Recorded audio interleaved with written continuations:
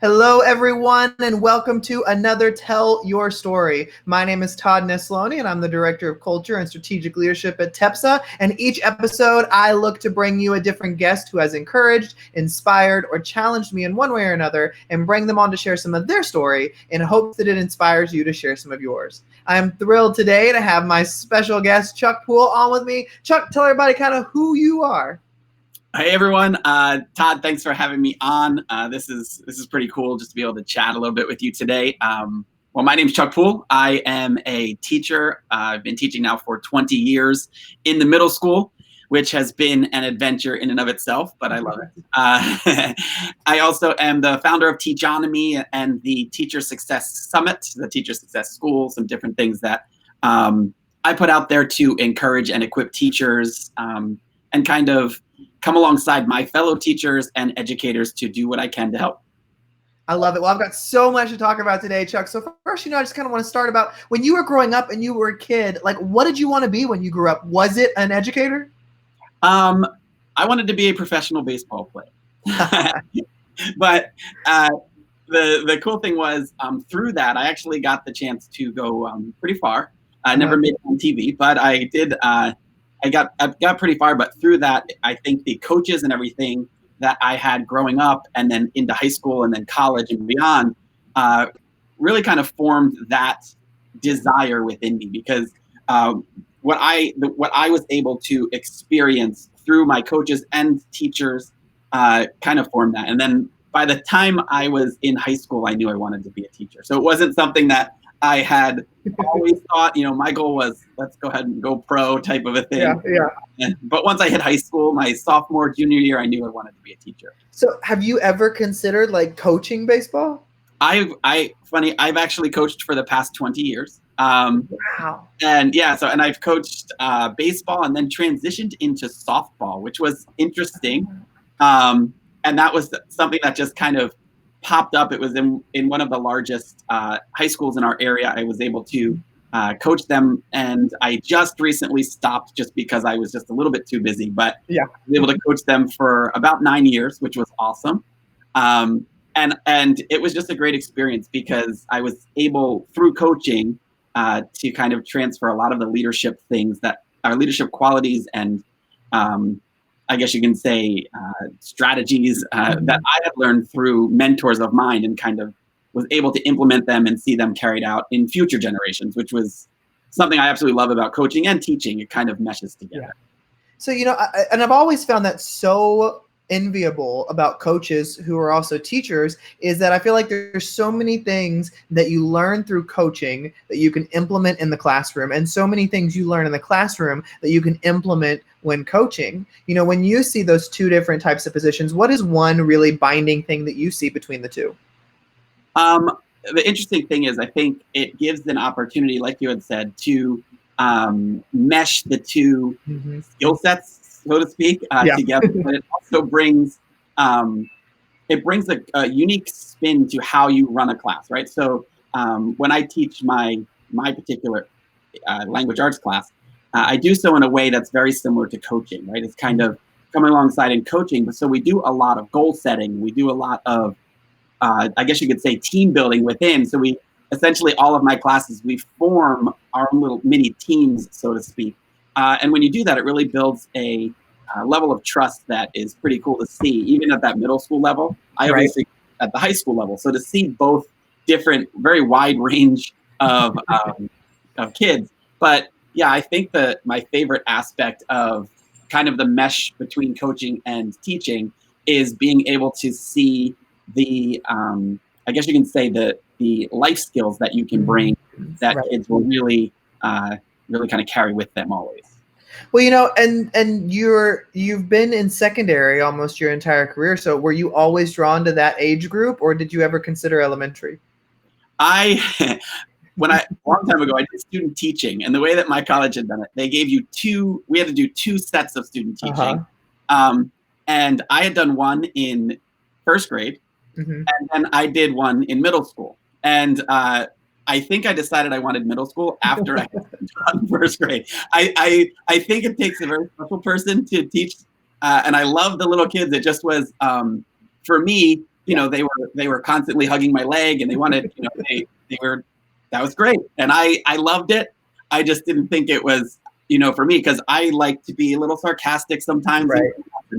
The first graders, you can't do that with, but middle schoolers, you can bring that sarcasm in and have a little fun in a different way. So I kind of felt right at home in middle school. Some people ask me all the time, "Whoa, why are you there?" Mm-hmm. I absolutely love that age. So I think when I was student teaching is when I figured out this is where I want to be. And I've actually been there now for 20 years in the middle school. So yeah, I absolutely love it. I can totally relate to that. And so, at some point, Chuck, though, you decide that you want to kind of branch out in addition to what you're doing at your school and start Teachonomy. And so where did that kind of that begin, that whole process and that idea? So that idea essentially came out of my just desire to essentially encourage teachers, right? So I wanted to start, so I started Teachonomy with my podcast. And my podcast was a little different. I didn't do interviews. All I did was simply put out a thought that would last 5 minutes, and it was to see if anyone wanted to listen. And it kind of caught on. And the cool thing was the encouragement aspect really was a lot of fun, and I still do that. But people started reaching out to me and asking, is there any way we can go beyond that? The encouragement's great. Can we do something and reach out possibly and put together some, I don't know, they didn't say professional development, but almost, some opportunity to learn in a different way. So then that became my next step, right? I wanted to encourage and equip in any way that I could. So that's kind of where that came from. And I thought it would be really cool because I know as teachers, we have the opportunity to really impact the kids that we teach. And I thought I saw this as an opportunity to, in a sense, impact the impactors, right? So it's kind of like being able to come together with fellow teachers by impacting them and equipping in any way that I can.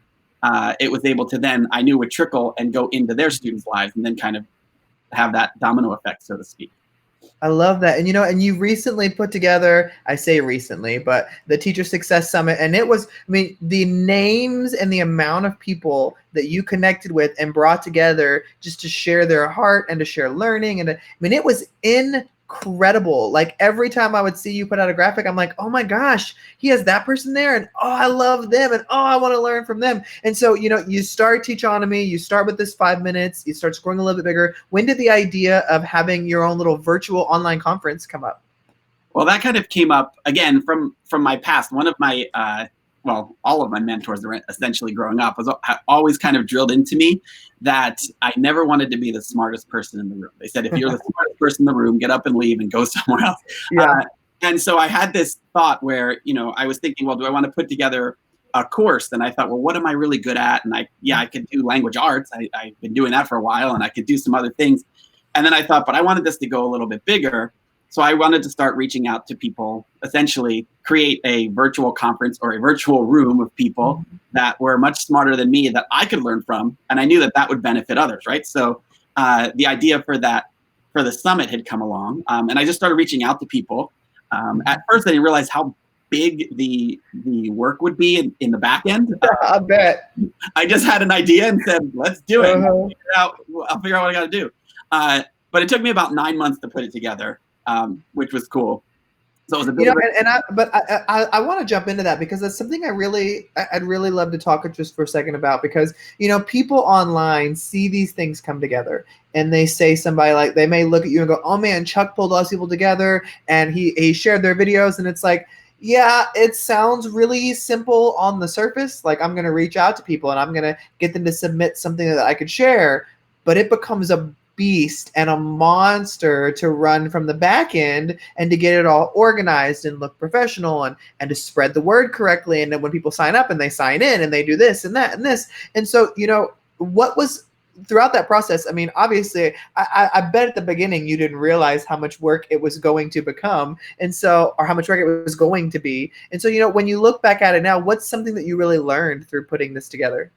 Well, I learned that, I guess one of the biggest things that I've learned was patience, right? Because with my particular summit, we had 75 speakers, right? So with that amount of people, one thing I realized was even though I thought this was a great idea and people were on board and ready to go, it's still 75 people that you want to follow up with, and you want to make sure that you have that. But then once you have it, I had to learn patience with myself that it wasn't going to be, all right, great, I have all these videos, I'm going to take, a week or so and put together a thing. Because you have to test everything. You have to make sure everything works. And kind of like what you said, all of the pieces have to fit together. And then because people had given me such great content to put together for other people, I felt the responsibility to make it really work. I didn't want it to be something that was going to fall apart. So there were times when something I thought was working wouldn't work, and I had to put it back together. So there was moments when I thought, I just got to give up. But I was accountable to the people that I trusted and gave me their content to put it together. So it took a lot of patience. Or you had presenters like me who you were like, don't forget to submit your video. Hey, don't forget you've got a deadline. And I'm like, crap, I haven't turned it into Chuck yet. He's going to be so mad at me. Like I need to make time to organize it. So I'm sure, when you got 70 something people, you've got to remember, like, did I contact them? Did I message them? Did they send this to me? Where did I put that? I've been involved in putting some conferences on in person and know how much work it is, but online is just as much work with keeping it all. What file did I put this in? Who did I message them? Did I email them? Did I text them? How did I communicate with this person? So you put together a fantastic product, and it was just something that I was so proud to be a part of, just because it was such high quality PD. Did you ever have that fear? Like, I'm going to ask all these people to be a part of this and then nobody's going to show up? Yeah, because, well, here's the biggest fear was, I asked a bunch of people and everyone said sure, like not everybody, but when people said yes, I thought, okay, great. So I had a list and I created my spreadsheet and everything else to kind of keep track. And like you had said, the dates would come in and I wouldn't get a video. And as it came closer, I started getting worried, like, well, maybe I'm not going to have this thing. Yeah. But so that fear definitely comes into play. And I understand that people are busy, this is everyone's number one priority type of a thing. But it's a fine line. I don't want to bother people, but I'm just kind of following up. And it was great. Everyone and including you, everyone that was a part of it, it was just a fantastic opportunity to work together. Right. And the videos came in and it worked out in the end, which is good. And I'm planning the next one now, so I'm kind of going through and it's now starting that process over again, right? Gathering the speakers. But now the nice thing is, because of the lessons I've learned on the last one, this one's a lot easier, right? Communication is easier. I have a system in place. I know how to put it together, as opposed to let's figure it out now that I have all these people. So, Chuck, you're quite active on social media and you're connecting with so many leaders in the field and people doing great work, and one question that I talk about quite often on Tell Your Story is still that whole concept of doubt. And especially when you are connected with so many people, I feel like sometimes that doubt can creep in even quicker because it's that comparison. It's that, am I good enough? Am I as good as them? And so how do you personally keep doubt at bay so that it doesn't take root and keep you from pursuing your dreams? Yeah, I think one thing I think is obviously doubt is tough, right? I think it affects everybody, and especially when you are doing something that you can easily compare to other people, right? So I kind of have always looked at it in a different way, where I kind of look at comparison, even though yes, I'm guilty of comparing myself and thinking, oh, I'm trying to do this, but I just look at it like, I'm going to put something out. It's going to be the best that I can possibly do. I want to try and make sure it's great. But as far as comparing, like if I see somebody doing something similar or almost the same thing, let's say someone else is putting together a online summit, I almost want to look at theirs and just say, wow, this is great. It's just another opportunity for somebody to jump on and do that one, right? So yes, I can look at it like competition. I don't look at it that way. I look at it more along the lines of collaboration, right? So even though I may not be on that particular summit or I may not be in this particular event, it's an event that can reach people that maybe I can't reach. And my ultimate goal is to just help teachers, right? And help my fellow teachers learn or help kids. And if the event is doing that, whether it's my event or someone else's, I've come to the point to think, well, that's the big goal, right? That's the big thing. It's not necessarily about, well, I want to get everyone to my event and let's, compete. Something here, you'll pick up something there. That's little nugget that's going to change the life of a kid someday, you know? So I think that and early on, to be honest with you, I did a lot of comparing, right? I kind of thought, well, this is my website and look at their website. So let me fix mine and make it look a little bit more like theirs. Or let me do this particular podcast because this is a popular topic and they did it for me. And that, what I found was it just drove me crazy, and it constantly made me doubt, right? And then if somebody didn't download or I didn't get the numbers I was hoping for, well, then it must have been something that I did or said. And there were many times I thought, you know what, I'm just going to stop doing this because I can't possibly do it as well as this person. But every time that happened, I would get an email or somebody would reach out and say, you know, this was so great. I shared it with my staff, or I shared it with this, or someone just literally would just send me a comment and say, you know, hey, this was great. I needed to hear this. And that's what kind of kept me going, because that's not a comparison at all, right? That's just, wow, this is impacting. If I can even impact one person, then it's good. Then it's worth doing. You know, I think that what you said is such a great reminder there, though, about sometimes when you get in that comparison mode and that one person sends you a remark or a compliment, it's kind of like that brings you back into focus and to remind you that you were just doing it for one. You weren't doing it for so much other things. So I love that. Well, and you know, Chuck, when you look back on your life and the things you've been through, the joys, the successes, the failure, the pain, all of that, and you reflect on your path, what is one thing that really stands out that you think was really instrumental into creating the Chuck we see today? I think one thing, if I had to think of one, I've had some mentors in my life, which has been a blessing, right? So, but one particular mentor that I still consider to be a mentor in my life, and we'll converse. He's a coach of mine, and he kind of instilled in my brain, and this kind of has always been there, and I think it's helped form me into how I do things. He once told me, and he would put this in. He said, you know, he said, don't seek credit for what you do. He said, if you're seeking credit and that's your ultimate goal, your reward is going to be when that credit's given. But he told me, if you are genuinely seeking to impact others, then it's more about impacting them than it is about getting the credit. And when he first told me that, I kind of thought, well, I didn't get it. And then years later, he would say something similar, and then finally understood, because you know, he told me, he gave me a challenge, and he said, you know what, here's what I want you to do.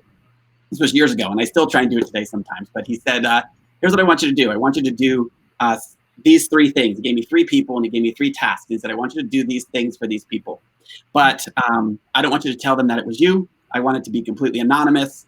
And that's it. And I don't ever want you to seek the credit for it. So I said, okay.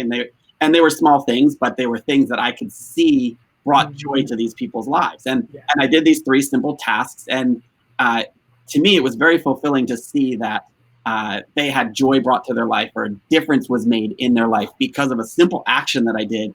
And they had no idea that I did it. And then I met with him, and he asked me, you know, how'd that feel? And I said, well, it felt great.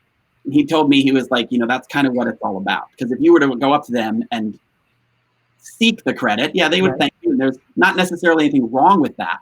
But he said, he told me that the credit will come, but your goal really needs to be about, you know, helping people and loving on people, regardless of whether or not you're the one that gets the credit for it. And from that point on, I kind of thought, well, that's a pretty cool way to look at things, right? So, because then I could do that with my kids, my students, that kind of stuff, and it really helped me. And I thought that advice was big. And then the other simple advice the same guy gave to me was to be a sponge, right? And I talk about that a lot. But you know, he told me that no matter what, he said, if you think of a sponge, you know, what it does is it essentially soaks in water, and then in order to use it again, it needs to be, you know, wrung out. He told me, no matter where you are, no matter what you're doing, be a sponge and soak everything in.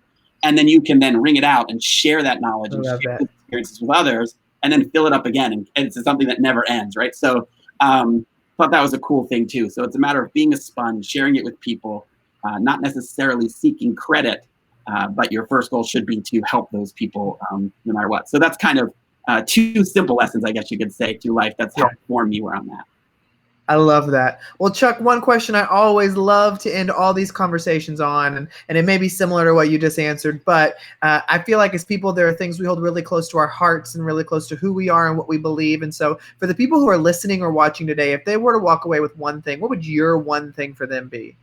My one thing, now, okay, I'll say something a little different. My one thing for them would be, it would be this, and I'll kind of make it like a simple. I like objects. So if I were to give people one thing to walk away with today, I would say, to accept who you are for who you are, what you know, and then if I would say admit things you don't know and learn about those things. That way, you're able to offer people a lot more than they expect. I kind of look at it like an iPhone and an iPad, right? So a friend of mine once told me he had done this with his daughter, and his daughter came asking for if she could play games on his iPhone, and he said no, and she kind of was heartbroken. She goes to walk away, and he says, "But come here," and she comes back and he says, "But you can use my iPad," right? So now it was this massive thing, and I kind of think if we take the time to accept who we are, ask questions about the things that we don't know, and really kind of get to know one another, learn from one another, then what we can do is when people come to us asking or expecting an iPhone, we can simply give them an iPad, right? So it's like giving them what you want. And the only way that can happen is if we are able to do that ourselves. So that would be, I guess, the thing to walk away from today, if I said one. I love that. Well, Chuck, you are doing incredible work. You have been an inspiration of mine for a while. I look at the stuff you do and think, it's so good. So I was so excited when you agreed to make some time to come to chat with me today. So thank you. Oh, thank you. It's an honor. I was happy when you reached out. It was fun. Well, and thank you everybody for listening or watching another episode of Tell Your Story. Remember, you can check out past episodes on iTunes, Spotify, SoundCloud, YouTube, wherever you get your stuff, it's there. I hope today's conversation with Chuck has encouraged you to get out there and tell your story, because every story